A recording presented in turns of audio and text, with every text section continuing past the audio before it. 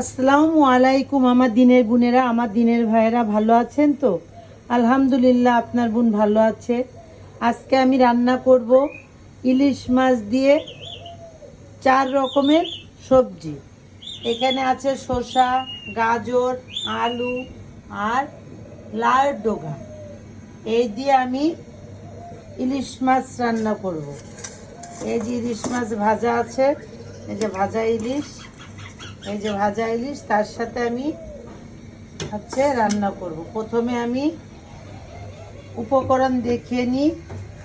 উপকরণে আছে জিরে বাটা, রসুন বাটা, আদা বাটা, পেস্ট, পরিমাণ মতন লবণ, হলুদ আর ঝালের গুঁড়া। এগুলো আমি একসাথে এখন দিয়ে দেব।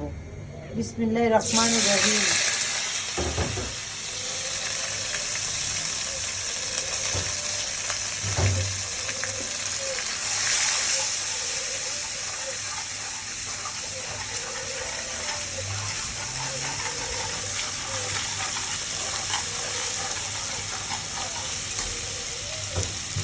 এতে এবার একটু হালকা পানি দেবো। বিসমিল্লাহ।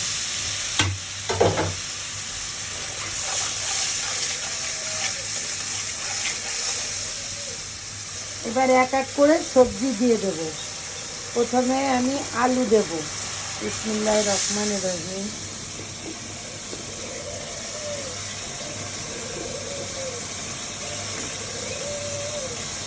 তারপরে দেব গাজর, তারপরে দেব শসা,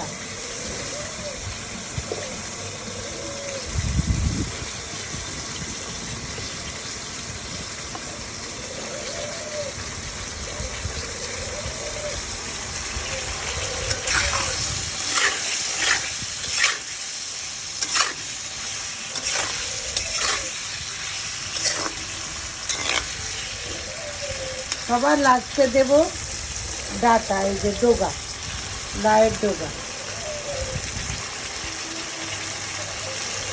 আজকে আমার দুর্দান্ত একটা রেসিপি।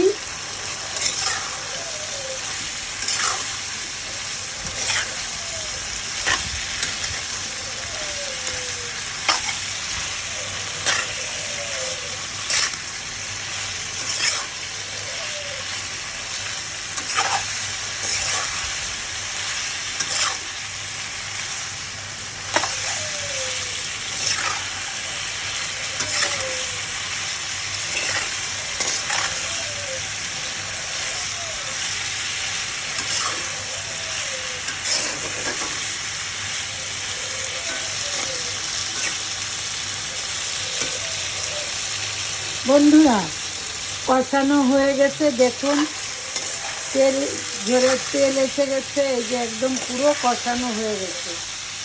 এবার আমি এতে পানি দিয়ে দেব। বিসমিল্লাহির রহমানির রহিম।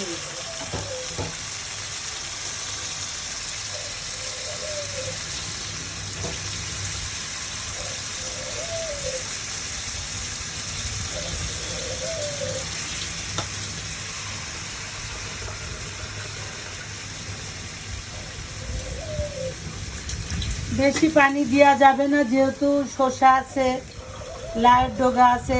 লাউয়ের ডগাতে এমনি এখন কষাইতে কষাইতে শসা আর লাউয়ের ডগা সিদ্ধ হয়ে গেছে।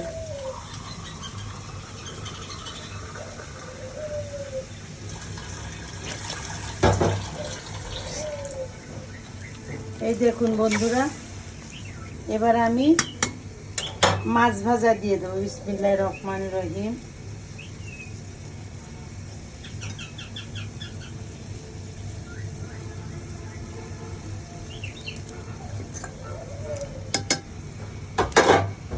তবে ইলিশ মাছ দিয়ে এই তরকারিটা অনেক টেস্টিদায়ক হয়।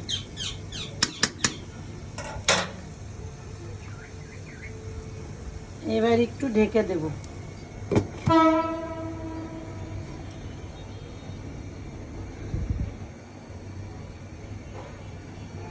হে রাসূল,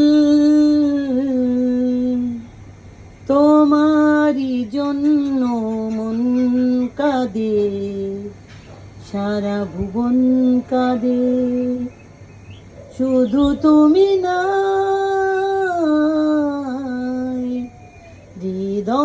এসে বাসা বাঁধে। হে রাসূল তোমারই জন্য মন কাঁদে, সারা ভুবন কাঁদে, শুধু তুমি নাই, হৃদয়ে সে বাসা বাঁধে। আমার দিনের বোনেরা, আমার দিনের ভাইরা, আমার এই রেসিপি যদি আপনাদের ভালো লাগে থাকে আর আমার গজল যদি ভালো লেগে থাকে তাহলে লাইক কমেন্ট শেয়ার অবশ্যই করবেন, আর ভুল হয়ে গেলে ক্ষমা করবেন। আল্লাহ হাফেজ।